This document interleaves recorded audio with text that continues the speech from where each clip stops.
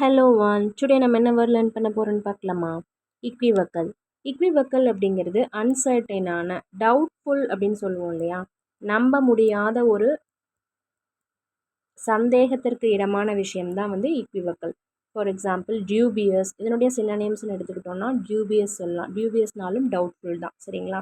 ஒரு clear stance இருக்காது, interpretations இருக்கும், ஓகேங்களா? ஒரு டெஃபினட்டாக ஒரு விஷயம் இருக்காது, அதில் நிறைய டவுட் இருக்கும்.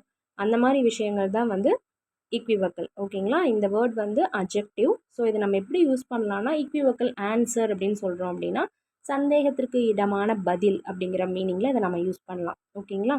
ஸோ வந்துட்டு ஆம்பிகுயஸ்,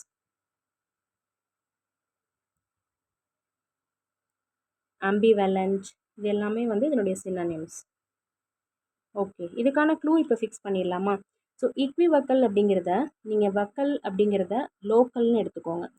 ஸோ லோக்கல் பீப்புள் நம்மளை ஈக்குவலாக தான் ட்ரீட் பண்ணுவாங்க அப்படிங்கிறதுக்கெல்லாம் வந்து ஒரு சந்தேகமான விஷயம் அப்படின்னு சொல்லி க்ளூ ஃபிக்ஸ் பண்ணிக்கோங்க, சரிங்களா?